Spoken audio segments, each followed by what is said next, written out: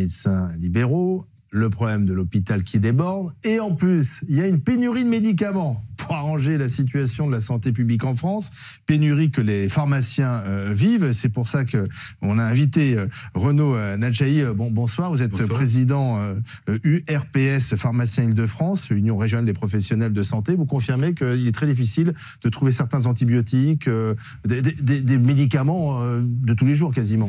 Alors d'abord, c'est pas une nouveauté, hein. Ça fait plusieurs années que c'est comme ça. Donc ça, c'est la première des choses. On a perdu quand même une industrie florissante qui était l'industrie pharmaceutique, et notamment en France, et que en France, on a quand même le médicament le moins cher de toute l'Europe. Voilà. Et que face effectivement à une augmentation de la demande dans les pays européens, et ben l'industriel va au plus offrant. Ça paraît tellement logique, c'est comme ça. Je pense que la guerre en Ukraine n'a pas non plus arrangé les choses, non pas parce qu'ils fabriquent tout, mais parce qu'ils ont besoin, notamment des antibiotiques et des antalgiques, et que l'on est devant une espèce de ciseaux. Mais je voudrais revenir un petit peu sur ce qui a été dit, parce que je suis entre deux feux. D'abord, je pense que le système français est en danger. On a parlé du Ségur de la santé, ça a été le Ségur de l'hôpital. Hein. Oui, seulement. Et que ça fait des années que je dis qu'un jour, ça éclatera en ville. Et la ville, c'est 90% des patients. C'est clair, c'est net, c'est précis. C'est en train d'arriver. Par contre, je trouve ça regrettable que ce soit in fine le patient qui soit victime de ça. Voilà, la variable d'ajustement dans. C'est pour ça que je me suis permis de faire une comparaison avec les cheminots, qui n'a pas plu à notre médecin, mais c'est quand même une fois de plus le Français qui subit. Voilà. Et je crois aussi que avant. Et après, parce qu'on est parti pour plusieurs années comme ça, parce qu'on a changé le numerus clausus, mais en fait, il n'y a pas de place pour former les médecins. Donc, nos propres enfants vont à l'étranger pour se faire former. Pourquoi il n'y a pas de place ? Parce qu'on n'a pas augmenté le nombre de places d'accueil. Un médecin, comme tous les autres professionnels de santé, a besoin d'une université, de stage, d'être formé, quoi. Enfin, c'est pas. Il suffit pas de supprimer le numérus. Oui, on n'achète pas de l'homo, là, vous savez, où on a un diplôme dedans. Donc, on est effectivement dans un système comme ça. Tous les professionnels de santé sont en tension aujourd'hui. Tous les professionnels de santé.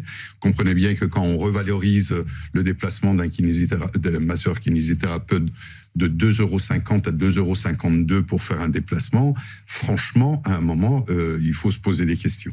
Et que il me semble, par contre, effectivement, que le patient, encore une fois, soit pris entre guillemets, c'est pas tout à fait le cas, parce que je connais beaucoup de médecins qui refusent de prendre de nouveaux patients, c'est-à-dire ils disent, moi je fais mes heures, oui, et je reste pas tard la nuit, et puis après tout j'ai ma famille, et que c'est normal. Je crois qu'il faut revaloriser l'ensemble des professionnels de santé, sinon on va à la catastrophe. Mais vous dites on va à la catastrophe, c'est-à-dire que pendant des années, on se disait on a peut-être le meilleur système de santé au monde, on dépense beaucoup d'argent quand même, et on continue de dépenser quand même beaucoup d'argent, c'est 11% du PIB hein, quand même, la santé en France. On va devoir dépenser beaucoup d'argent parce que nous sommes un pays qui vieillit, et vous nous dites que tout ça c'est terminé en fait. Qu'est-ce qui s'est passé? Pourquoi finalement la pépite que représentait la santé française a été aussi abîmée? Ma collègue et consoeur vient de l'expliquer, de l'administratif, mais c'est vrai pour tout le monde. La bureaucratie. Oh là là là là, mais c'est monstrueux. Enfin, ça veut dire quoi cette histoire? Vous vous rendez compte qu'on réclame, et ça on m'a rapporté, c'est mon président de syndicat qui me l'a raconté quand même, on réclame à une personne le topage de son remboursement avec le risque maternité. Or, cette personne a 70 ans, et en plus, c'est un homme. C'est quand même top, ça. Donc, chercher l'erreur. C'est l'absurdité. Hein. Bah voilà. Et on rejette le dossier. Voilà. Et on passe un temps de folie à l'administratif. Aujourd'hui, on passe plus de temps à l'administratif qu'à être face aux patients. C'est quand même extraordinaire. Mais par contre, je crois qu'on peut aussi... non pas déléguer des tâches, parce que moi je ne supporte pas ce mot-là, mais je pense aussi que l'ensemble des professionnels peuvent apporter une valeur ajoutée, et que de toute façon, étant donné qu'on en a pour plusieurs années, il faudra bien à un moment prendre en charge l'ensemble des patients. Donc les pharmaciens, et que les médecins ne sont pas assez nombreux. Donc les pharmaciens devront faire des tâches que les médecins font aujourd'hui, les infirmières... Non, attendez. Un pharmacien ne fera jamais les tâches que le médecin va faire. Certaines. Par contre, on peut très bien, est-ce que c'est nécessaire d'aller chez le médecin tous les mois pour se faire renouveler un traitement chronique? Est-ce qu'on ne peut pas avoir des conventions avec le pharmacien qui tiendra au courant et qui, par messagerie sécurisée ou je ne sais trop quoi, passera? Et on nous a critiqué de vacciner, mais heureusement qu'on a vacciné, parce que sinon, je ne sais pas qui est-ce qui l'aurait fait. Mais ça veut dire qu'il va falloir aussi réformer, mais avec tout le monde. Et c'était peut-être l'erreur du Ségur de la Santé, on s'intéressait qu'à l'hôpital, alors qu'on voit que tout est lié, en fait. Vous êtes d'accord qu'il va falloir peut-être réorganiser tout ça? Les médecins n'ont pas attendu des mesures coercitives pour s'organiser. Je crois que le Covid a bien montré quand même que tout le système arrivait à très vite s'harmoniser, bien plus vite que les décisions politiques. D'ailleurs. C'est qu'on est des grands garçons et des grandes filles. C'est peut-être parce que d'un coup, vous avez pris le pouvoir sur l'administratif aussi. Ah ben là, pour le coup, les médecins et tous les... Et malheureusement, c'est que l'administratif reprend le pouvoir en ce moment. Pour une fois, pendant le Covid, en tout cas, la médecine tous les professionnels de santé ont pu reprendre le pouvoir, s'organiser, et on était sur le terrain et présent, et je pense qu'on a été bien applaudis pour ça, et c'est dommage qu'on nous a un peu oubliés depuis. Mais les délégations de tâches, c'est déjà des choses qu'on fait, en fait, tout simplement.